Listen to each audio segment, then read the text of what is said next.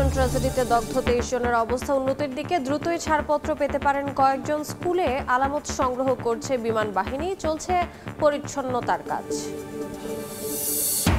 জাতীয় সনদের খসড়া রাজনৈতিক দলগুলোর কাছে পাঠানো হবে আগামীকাল। যেকোনো মূল্যে 31 জুলাইয়ের মধ্যে আলোচনা শেষ করতে চায় ঐকমত্য কমিশন।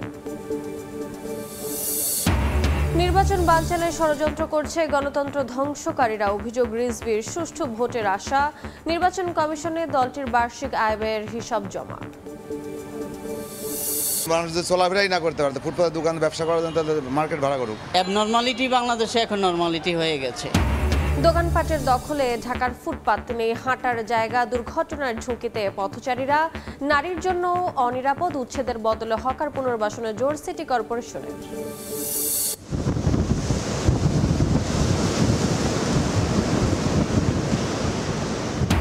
সাগরের উত্তাল ঢেউয়ে ভেঙে পড়ছে ঝাউগাছ। তছনছ রাস্তাঘাট হুমকিতে বিভিন্ন স্থাপনা। কক্সবাজার উপকূলে ব্যাপক ভাঙন। বৃষ্টিতে চট্টগ্রাম নগরীতে জলাবদ্ধতা।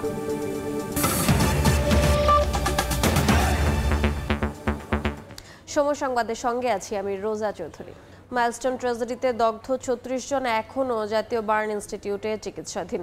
এদের মধ্যে 4 জনের অবস্থা সংকটাপন্ন। এছাড়া 23 জনের অবস্থা উন্নতির দিকে। ধাপে ধাপে তাদের ছাড়পত্র দেয়া হবে। 4 জনকে নিবিড় পরিচর্যা কেন্দ্রে রাখা হয়েছে। অবস্থার উন্নতি সাপেক্ষে 1 সপ্তাহের পর্যায়ক্রমে 10 জনকে ছাড়পত্র দেয়া হতে পারে। ভর্তি রোগীদের সর্বশেষ অবস্থা নিয়ে চীন, ভারত, সিঙ্গাপুরের বিশেষজ্ঞ চিকিৎসকদের সমন্বয়ে গঠিত মেডিকেল বোর্ড সদস্যরা বৈঠক করেছেন। এদিকে মাইলস্টোন স্কুল অ্যান্ড কলেজের প্রাথমিকের ইংলিশ ভার্সনের হায়দার আলী ভবনে বিভিন্ন আলামত সংগ্রহ করেন বিমান বাহিনীর সদস্যরা। একই সঙ্গে ক্ষতিগ্রস্ত শ্রেণীকক্ষেও তল্লাশি চালানো হয়। গত কয়েকদিন মাইলস্টোন স্কুল অ্যান্ড কলেজের শিক্ষার্থী সহ অভিভাবকদের ভেতরে প্রবেশের অনুমতি না থাকলেও সকাল থেকে তাদের জন্য খুলে দেওয়া হয়েছে মূল ফটক।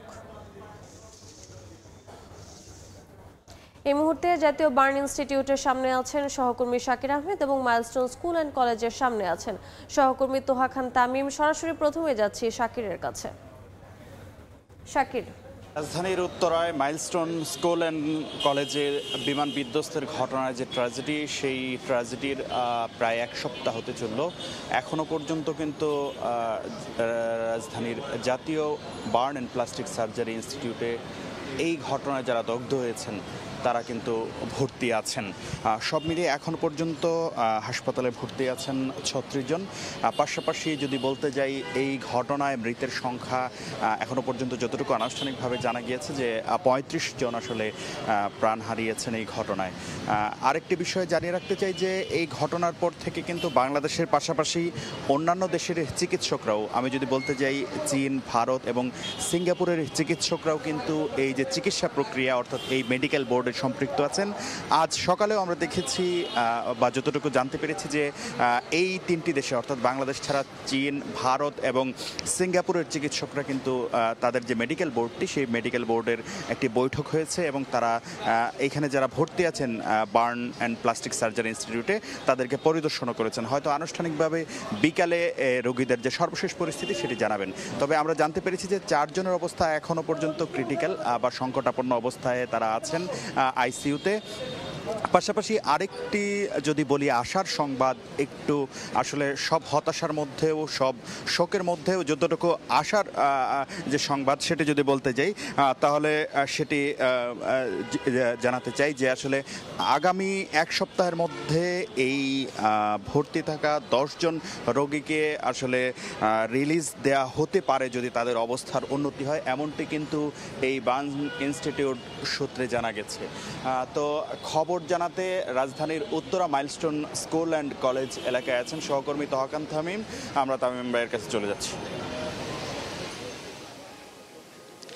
বিমান বাহিনীর পক্ষ থেকে প্রায় সকাল 9:30টার পরপরই এখানে যুদ্ধ বিমানের যে ধ্বংসাবশেষ, বিভিন্ন ধরনের মেটাল জাতীয় যে উপকরণ, সেগুলো আসলে একটি মেটাল ডিটেক্টরের মাধ্যমে এখানে জব্দ করা হয়েছে এবং সেগুলো তারা এখান থেকে সংগ্রহ করে নিয়ে গেছেন। এই মুহূর্তে ক্ষতিগ্রস্ত হায়দার আলী ভবনের যে সম্মুখ ভাগ সেটি আপনারা দেখতে পাচ্ছেন এবং এই মুহূর্তে আসলে দেখা যাচ্ছে যে ঠিক সামনেই যেটি সরাসরি বিমানটি আঘাত লাগে, অর্থাৎ ক্লাস 3 যে স্কাই শাখা, সেই স্কাই শাখা এবং এর পরে স্কাউট শাখা সহ অন্যান্য যে ক্লাস শ্রেণীকক্ষগুলো রয়েছে সেই শ্রেণীকক্ষগুলো মূলত আগুনে ক্ষতিগ্রস্ত হয় এবং কিছুক্ষণ আগেও বিমান বাহিনীর যে সদস্যরা তারা এখান থেকে যেই যে ধরনের আলামতগুলো সেই আলামতগুলো সংগ্রহ করে একটি যে ট্রাক সেই ট্রাকে তারা আসলে এটি নিয়ে এসেছেন এবং আমি একটু দেখাতে চাই ঠিক এই মুহূর্তে ট্রাকে তোলা হয়েছে সেই পণ্যগুলো মালামালগুলো এবং এটি এই হায়দার আলী ভবন যে ক্ষতিগ্রস্ত ভবন সেই ক্ষতিগ্রস্ত ভবনটি মূলত স্কুল কর্তৃপক্ষের কাছে হস্তান্তর করার উদ্দেশ্যে তাদের যে কার্যক্রম সেই কার্যক্রম এবং এই কার্যক্রমে মোটামুটি বলা যায় যে এখন শেষ পর্যায়ে এখানে যারা মূলত এসেছেন বিমান বাহিনীর সদস্যরা তারা এখানে তাদের যে কার্যক্রম সেটা আসলে ইতিমধ্যে গুটিয়ে নিয়েছেন এবং তাদের যে একটি ট্রাক সেই ট্রাকে করে বিভিন্ন ধরনের মেটাল জাতীয় যে দ্রব্যগুলো রয়েছে সেগুলো আসলে তোলা হয়েছে। আপনারা দেখতে পাচ্ছেন যে বিমানের যে ধ্বংসাবশেষগুলো রয়েছে সেই বিমানের ধ্বংসাবশেষগুলো ট্রাকে আসলে তোলা হয়েছে এবং সেগুলোই মূলত এখান থেকে নিয়ে যাওয়া হবে এবং হায়দার আলী ভবনের ক্ষতিগ্রস্ত যে ভবনটি সেই ক্ষতিগ্রস্ত ভবনটি মূলত এখন বলা যায় যে স্কুল কর্তৃপক্ষের কাছে হস্তান্তরের যে প্রক্রিয়া সেই প্রক্রিয়া মূলত তারা সম্পন্ন করার উদ্দেশ্যে সেই প্রক্রিয়ার জন্যই তারা মূলত এটি করেছেন।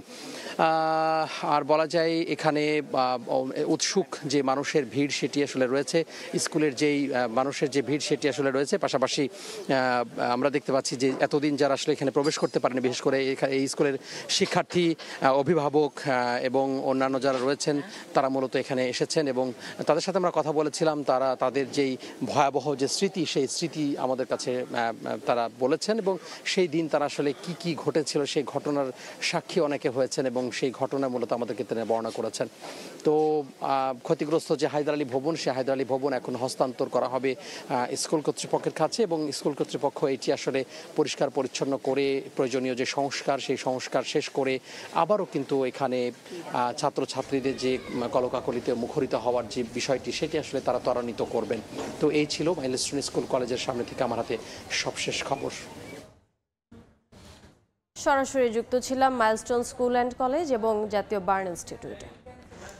এদিকে মাইলস্টোন ট্র্যাজেডিতে অগ্নিদগ্ধ হয়ে মারা যাওয়া স্কুলের অফিস সহকারী মাসুমা বেগমকে তার গ্রামের বাড়ি ভোলার বোরহানউদ্দিনে দাফন করা হয়েছে। এর আগে সকাল 9:30টায় তার জানাজা সম্পন্ন হয়। মাসুমার মরদেহ গ্রামের বাড়িতে পৌঁছালে স্বজন ও এলাকাবাসীর আহাজারিতে ভারী হয়ে ওঠে। মাইলস্টোন ট্র্যাজেডিতে অগ্নিদগ্ধ হওয়ার পর 5 দিন মৃত্যুর সঙ্গে লড়াই করে শনিবার সকালে ঢাকার জাতীয় বার্ন ও প্লাস্টিক সার্জারি ইনস্টিটিউটে চিকিৎসাধীন অবস্থায় মারা যান মাসুমা। রাতেই ঢাকা থেকে তার মরদেহ ভোলায় নেওয়া হয়। মায়ে বাঁচতে পারতো কয় এটাই তো আমার সন্তানের মতন, এর লাগা মায়ে শিক্ষার্থীর বাঁচাইতে দেয় আমার মার প্রাণ গেল। ছেলে আছে মেয়ে আছে, এই যে তারা আমরা চাইবেন, এরা তো গরিব লোক, এরা এগো কিছু নেই যে এক করে জায়গা জমিন বেচিয়া ওনা করে যে এই একটা ঘর উঠে দিব এমন কিছু। এখন হ্যাঁ মারা গেছে, একদিন সরকারিভাবে কোনো অনুদান পায় তাতে এই ইউনিভার্সিটি করতে পারে। এবারে অন্য প্রসঙ্গ। যে কোনো মূল্যে 31 জুলাইয়ের মধ্যে মৌলিক সংস্কারের বিষয়ে রাজনৈতিক দলগুলোর সঙ্গে সংলাপ শেষ করতে চায় জাতীয় ঐকমত্য কমিশন। আর আগামীকালের মধ্যে জাতীয় সনদের খসড়া রাজনৈতিক দলগুলোর কাছে পাঠানো হবে। কমিশন সহ সভাপতি জানান 20টি বিষয়ের মধ্যে নোট অফ ডিসেন্ট সহ 10 বিষয়ে একমত হয়েছে দলগুলো। 7টি বিষয়ে ঐকমত হয়নি আর 3টি বিষয়ে আলোচনার প্রস্তাব দেয়া হবে। রাষ্ট্র পরিচালনার মূল নীতি, নাগরিকদের মৌলিক অধিকার সম্প্রসারণ প্রস্তাব, পুলিশ কমিশন বিষয়ে আজকের আলোচনার বিষয় ঠিক করা হয়েছে। এছাড়াও অমীমাংসিত অন্যান্য বিষয়ে আলোচনা হবে। গুরুত্ব আরো অর্থে বলে আসলে দিন নয়, ঘন্টার হিসাবের মধ্যে আমাদের চলে যেতে হবে। এখন আমরা যে কোনো ভাবেই হোক এই প্রক্রিয়াটা 31শে জুলাইয়ের মধ্যে আমাদের সমাপ্ত করতে হবে, অন্যথা হওয়ার কোনো সুযোগ নেই। তারপরে জাতীয় সনদ স্বাক্ষরের জন্য হয়তো আমরা একটা অন্য দিন বরাদ্দ করতে পারি, কিন্তু আমাদের আলোচনার যে কোনো প্রক্রিয়া 31শে জুলাইয়ের মধ্যে সমাপ্ত করতে হবে। সনদের যে প্রাইমারি টেক্সট শুধুমাত্র ওইগুলি বাদ দিয়ে, যেগুলোতে একমত হয়েছে সেগুলো বাদ দিয়ে তার বাইরে যে ভূমিকা এবং কমিটমেন্টের জায়গাগুলো তার একটা খসড়া কমিশন তৈরি করেছে এবং কমিশন আগামীকালের মধ্যে সকল রাজনৈতিক দলের কাছে এই খসড়া প্রেরণ করবে। এই মুহূর্তে ফরেন সার্ভিস একাডেমিতে আছেন সহকর্মী সানভীর রূপল। ঐকমত্য কমিশনের বৈঠকের সর্বশেষ জানতে সরাসরি যাচ্ছি তার কাছে। কমিশনের আলোচনা শুরু হয়েছে এবং ফরেন সার্ভিস একাডেমিতে দ্বিতীয় দফার এটি 20তম দিনের আলোচনা। এর আগে যে 19 দিন আলোচনা হয়েছে সেই 19 দিনের মধ্যে এখন পর্যন্ত ঐক্যমত্য কমিশনের মতে 10টি বিষয়ে একমত হওয়া গেছে এবং 7টি বিষয়ে একমত হতে পারেনি রাজনৈতিক দলগুলো, এবং যে 10টি বিষয়ে একমত হয়েছে তার মধ্যে নোট অফ ডিসেন্টও আছে এবং আজকে 3টি বিষয়ে আলোচনা হওয়ার কথা রয়েছে এবং আলোচ্য সূচিতে যে 3টি বিষয়ে আলোচনা হওয়ার কথা তার মধ্যে পুলিশ কমিশন বিষয়ে আলোচনা দিয়েই শুরু হয়েছে আজকে দিনের কার্যসূচি। এবং আজকে দিনে লম্বা একটি বৈঠক করার কথা বলছেন ঐক্যমত্য কমিশনের সহসভাপতি এবং কমিশনের অন্যান্য সদস্যরা। তারা আজকে রাত 10টা পর্যন্ত এই আলোচনাটি চালিয়ে যেতে চান, কারণ তারা এখন হিসাব করছেন দিন নয় ঘন্টায় 31 তারিখের মধ্যেই তারা এই আলোচনা অংশটুকু শেষ করতে চায়। এবং জাতীয় ঐক্যমত্য কমিশনের সহসভাপতি জানিয়েছেন যে এরই মধ্যে খসড়া যে বিষয়গুলো একমত হয়েছে সে বিষয়গুলো রাজনৈতিক দলগুলোর কাছে আগামীকালকে পাঠিয়ে দেওয়া হবে। তবে সময় নষ্ট করা হবে না সেই খসড়া বিষয়গুলো নিয়ে এই সংলাপে আলোচনা করে। রাজনৈতিক দলগুলো যে বিষয়গুলো একমত হয়েছে তার মধ্যেও যদি কোনো রকমের দ্বিধাবিভক্ত অবস্থার মধ্যে থাকে বা কোনো রকমের আপত্তি থাকে সে বিষয়টি যখন কমিশনকে জানাবে তখন তারা সে বিষয়টি নিয়ে আলোচনা করতে পারে। এবং রাজনৈতিক দলগুলোর এই আলোচনা তারা খুব সংক্ষিপ্ত সময়ের মধ্যেই শেষ করতে চায় এবং খুব দ্রুত সময়ে আরও একটু সময় বাড়িয়ে তারা এই বিষয়গুলো একমত হওয়ার জন্য চেষ্টা করবে। আজকে পুলিশ কমিশন এবং সহ নাগরিকদের যে মৌলিক অধিকার সে নাগরিকদের অধিকারকে আরও বেশি বাড়ানোর জন্য রাজনৈতিক দলগুলো একমত হয়েছে বলে ঐক্যমত্য কমিশনের সহসভাপতি জানিয়েছেন। রাজনৈতিক দলগুলো এই বিষয়ে একমত হলো এখন কি বিষয়ে নাগরিক অধিকার বাড়ানো হবে সে বিষয়টি নিয়ে আলোচনা হবে। এবং এর বাইরেও আজকে অমীমাংসিত বেশ কিছু বিষয় নিয়ে আলাপ আলোচনা করার কথা রয়েছে। যে 7টি বিষয় এখনও অমীমাংসিত রয়েছে সেই 7টি বিষয়ের মধ্যে সবসময় বলা হয়ে থাকে যে রাজনৈতিক দলগুলো নিজ নিজ অবস্থান থেকে নিজ নিজ দলের মধ্যে আলোচনা করে যদি তাদের মতামতের ভিন্নতা থাকে বা নতুনত্ব থাকে সে বিষয়টি নিয়ে প্রস্তাব রাখতে পারেন এবং সেই বিষয় নিয়েও নিশ্চয়ই আলোচনা হবে। তো এই দীর্ঘ সময়ের সংলাপে শেষে তা হয়তো আজকে সারাদিনের যে বিষয়বস্তুগুলো এবং সারাদিনের যে একমত হতে কতটুকু পারলেন সে বিষয়গুলো নিয়ে জানিয়ে দেওয়া হবে। তো এখন পর্যন্ত পুলিশ কমিশনের বিষয় নিয়ে বৈঠক চলছে।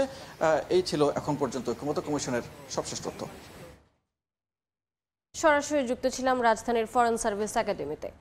গণতন্ত্র ধ্বংসকারীরা নির্বাচন বানচালের ষড়যন্ত্র করছে বলে অভিযোগ করেছেন বিএনপির সিনিয়র যুগ্ম মহাসচিব রুহুল কবির রিজভী। সকালে রাজধানীর আগারগাঁওয়ে নির্বাচন কমিশন ভবনে দলের 2024 সালের আয় ব্যয়ের হিসাব জমা দেওয়ার শেষে কথা বলেন তিনি।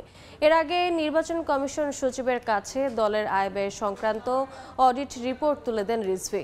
রিপোর্ট অনুযায়ী গেল বছর দলটির আয় 15,65,94,842 টাকা, ব্যয় 4,80,04,820 টাকা দেখানো হয়েছে।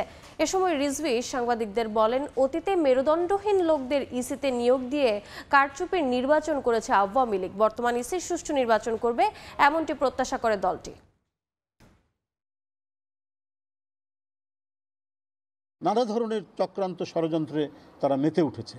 তো এই সমস্ত জিনিস বিষয়গুলিকে আইডেন্টিফাই করে যাতে কোনো ধরনের নির্বাচন বিরোধী গণতন্ত্র বিরোধী শক্তি কোনো ধরনের চক্রান্ত যাতে করতে না পারে সেটা তো দেখার দায়িত্ব হচ্ছে অন্তর্বর্তীকালীন সরকারের। তারা সেই কাজটি করবেন। সকল রাজনৈতিক দল এবং গণতন্ত্রকামী মানুষের কাছে একটি আস্থার প্রতিষ্ঠান হিসেবে বর্তমান নির্বাচন কমিশন গড়ে উঠবে বলে এটাও বাংলাদেশ জাতীয়তাবাদী দল। নেত্রকোনায় জাতীয় নাগরিক পার্টির পথসভায় অংশ নেবেন নেতারা। বিস্তারিত জানাতে শহরের কালেক্টরেট মাঠে আছেন সহকর্মী ওবায়দুল হক। সরাসরি যাচ্ছি তার কাছে।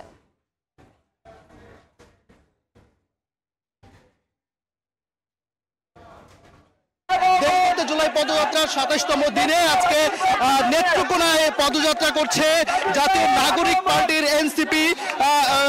এই নাগরিক পার্টির কেন্দ্রীয় নেতৃবৃন্দ এই যে মুক্তার পাড় এলাকায় তারা সড়কে তারা পদযাত্রা করছেন এবং এখানে বিপুল সংখ্যক স্থানীয় নেতাকর্মী, শিক্ষার্থী সহ বিভিন্ন শ্রেণী পেশার মানুষ কিন্তু এই পদযাত্রায় যোগ দিয়েছেন। আমরা দেখতে পাচ্ছি এই পদযাত্রাটি যে শহরের বিভিন্ন এলাকা সড়ক প্রদক্ষিণ করে যে কালেক্টরেট মাঠ, সেই মাঠে গিয়ে সমাবেশে যোগ দিবেন কেন্দ্রীয় নেতারা। আমরা দেখতে পাচ্ছি যে এখানে যে এনসিপির শীর্ষ নেতৃবৃন্দ নেতৃবৃন্দ কিন্তু এই পদযাত্রার সামনে সারিতে রয়েছেন।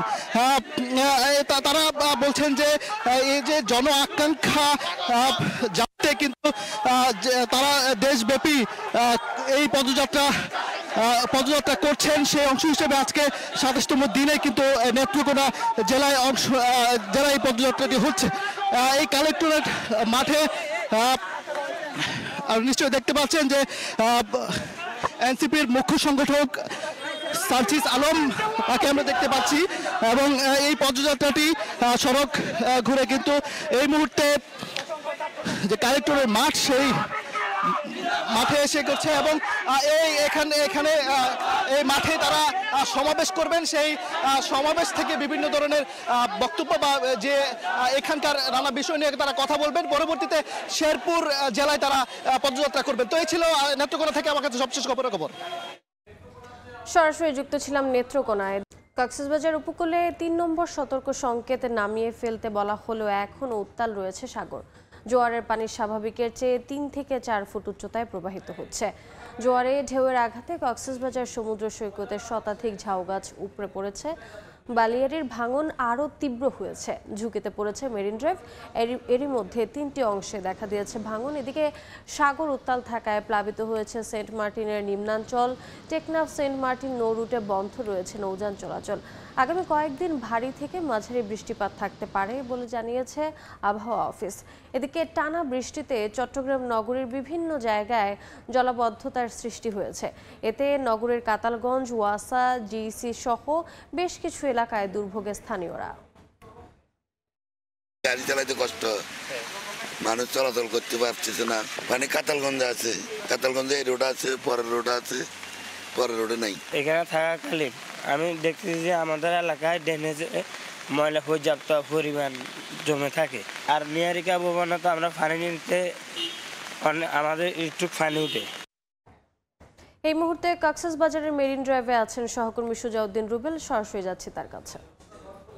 মেরিন ড্রাইভের যে ভাঙন সেটি তীব্র হয়েছে। গত 3 দিন ধরে যে সাগরের উচ্চ জোয়ার, এই উচ্চ জোয়ারের কারণে কিন্তু কক্সবাজার টেকনাফ যে 80 কিলোমিটার মেরিন ড্রাইভ রয়েছে তার শেষ অংশে, যেটি 0 পয়েন্ট বলা হচ্ছে, সেই 0 পয়েন্ট থেকে প্রায় 2 থেকে 3 কিলোমিটার এলাকায় প্রায় 10টি থেকে 11টি পয়েন্টে ভাঙন দেখা দিয়েছে।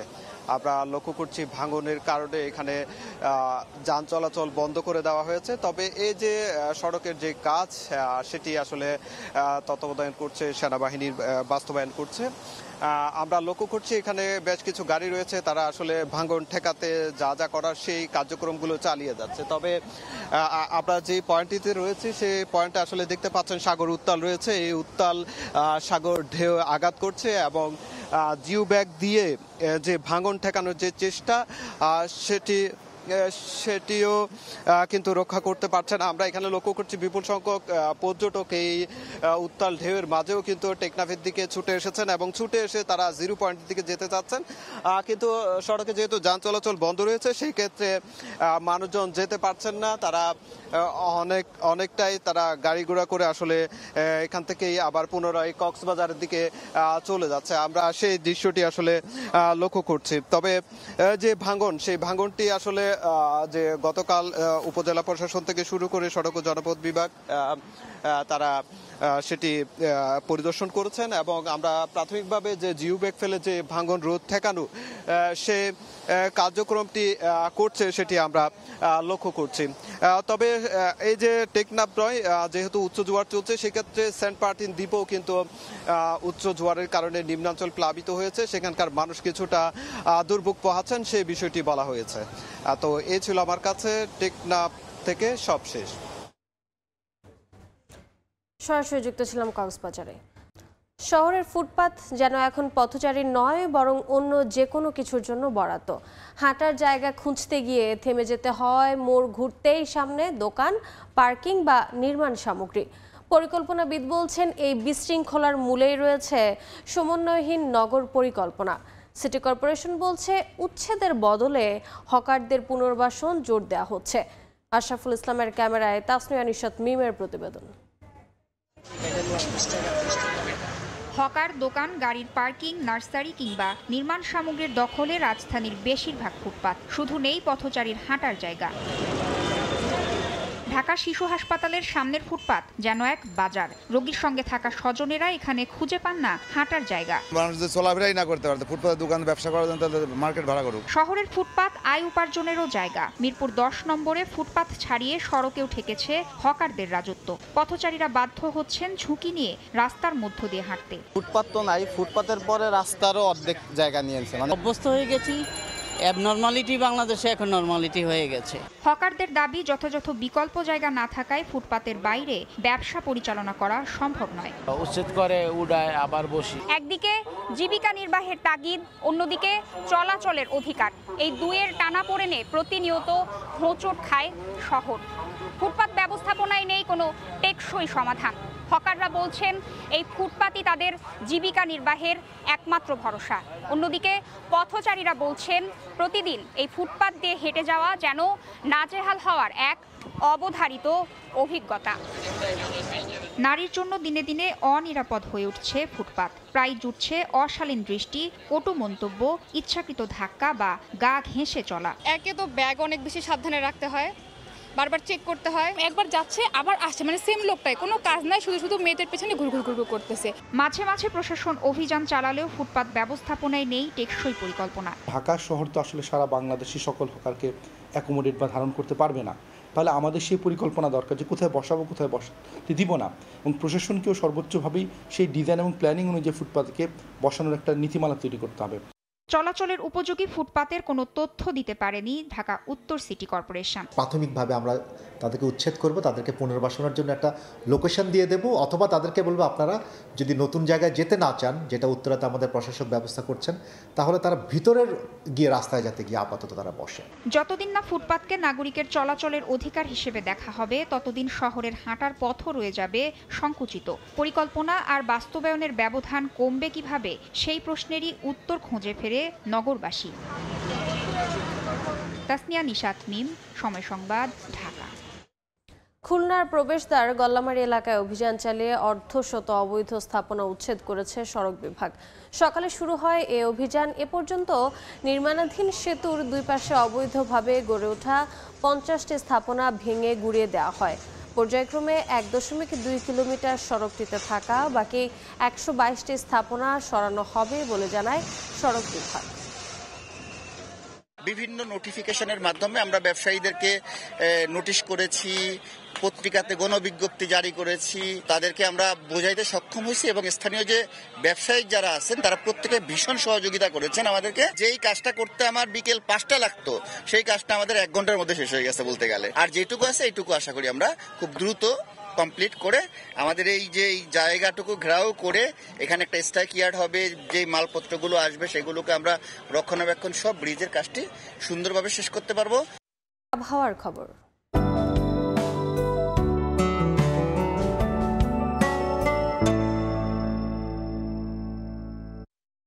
দূষকের সূচকে দ্বিতীয় স্থানে দাঁড়িয়ে আছে বাংলাদেশ। পুরানো পরিবেশ নীতি আর বৃষ্টির অভাবে দূষণ মাত্রা ক্রমেই বাড়ছে, সেই সঙ্গে বাড়ছে মৃত্যুও। প্রতীক্ষা যখন বৃষ্টির, শহর তখন হাঁপিয়ে ওঠে যানবাহনের ধোঁয়া আর ধুলাবালিতে। বায়ু দূষণ সূচকে বাংলাদেশ জায়গা করে নিয়েছে বিশ্বের দ্বিতীয় অবস্থানে। বিশ্বব্যাংকের প্রতিবেদন বলছে বায়ু দূষণের কারণে দেশে প্রতি বছর 20% মানুষের অকাল মৃত্যু হয়। এখানে আমাদের ইন্ডাস্ট্রিয়াল রোল থাকবে, আমাদের গভর্নমেন্ট থেকেও একটা পিভটাল রোল থাকতে হবে, না হলে কিন্তু আমরা কিন্তু ফ্রিতে ওয়েস্ট ম্যানেজমেন্ট করতে পারবো না। এয়ার কোয়ালিটি ইন্ডেক্সের তথ্য অনুযায়ী ঢাকা বিশ্বের দূষিত শহরগুলোর তালিকায় 3 নম্বরে। গত শনিবারও ঢাকার বিভিন্ন স্থানের বায়ুমান ছিল অস্বাস্থ্যকর। গত 5 বছর ঢাকার বায়ুমান ছিল বিশ্ব স্বাস্থ্য সংস্থা সীমার চেয়ে 15 থেকে 17 গুণ বেশি। আবহাওয়াবিদ বলছেন বর্ষাকালে আর্দ্রতা বেশি থাকায় নিম্নচাপে বৃষ্টিপাতের পরিমাণ বাড়বে। নিম্নচাপের প্রভাবে এই বৃষ্টিপাতটা 29 অথবা 30 জুলাই পর্যন্ত এটা অবস্থান করতে পারে। তবে বিশেষজ্ঞ বলছেন বৃষ্টিতে সাময়িকভাবে বায়ু দূষণ কিছুটা কমলেও স্থায়ী সমাধানে দরকার পরিবেশ নীতির পরিবর্তন। পরিবেশ আইন মানছি না, 40 to 60% গাড়ি আমরা সরাবো আমরা মেট্রো অথবা ট্রেনের মাধ্যমে। ইটভাটা আর কারখানার ধোঁয়া থেকে শুরু করে পুরানো গাড়ির কালো ধোঁয়ায় দূষণের মাত্রা ছুঁয়েছে বিপদসীমা। জনজীবন অতিষ্ঠ হয়েছে এ ধোঁয়ায়। তুষার আহমেদ ইমন, সময় সংবাদ। এবারে দেশের বাইরের খবর। আন্তর্জাতিক চাপের মুখে গাজায় দৈনিক 10 ঘন্টার জন্য অভিযান স্থগিত রাখার ঘোষণা দিয়েছে নেতানিয়াহু বাহিনী। ইসরায়েল জানিয়েছে উপত্যকার নির্দিষ্ট এলাকায় স্থানীয় সময় সকাল 10টা থেকে রাত 8টা পর্যন্ত বন্ধ থাকবে হামলা। একই সঙ্গে নির্দিষ্ট রুটে প্রতিদিন ভোর 6টা থেকে রাত 11টা পর্যন্ত চলাচল করতে পারবে আন্তর্জাতিক সংস্থার ত্রাণের ট্রাক। এর আগে খাবার সংগ্রহের লাইনে দাঁড়ানো ফিলিস্তিনিদের ওপর হামলা চালায় দখলদার সেনারা। এ পর্যায়ে শীর্ষ সংবাদগুলো জানিয়ে দিচ্ছি আরেকবার। মাইলস্টোন ট্র্যাজেডিতে দগ্ধ 23 জনের অবস্থা উন্নতির দিকে, দ্রুতই ছাড়পত্র পেতে পারেন কয়েকজন। স্কুলে আলামত সংগ্রহ করছে বিমান বাহিনী, চলছে পরিচ্ছন্নতার কাজ। জাতীয় সনদের খসড়া রাজনৈতিক দলগুলোর কাছে পাঠানো হবে আগামীকাল। যে কোনো মূল্যে 31 জুলাইয়ের মধ্যে আলোচনা শেষ করতে চায় ঐকমত্য কমিশন। এবং নির্বাচন বানচালের ষড়যন্ত্র করছে গণতন্ত্র ধ্বংসকারীরা, অভিযোগ রিজভির। সুষ্ঠু ভোটের আশা, নির্বাচন কমিশনে দলটির বার্ষিক আয় ব্যয়ের হিসাব জমা।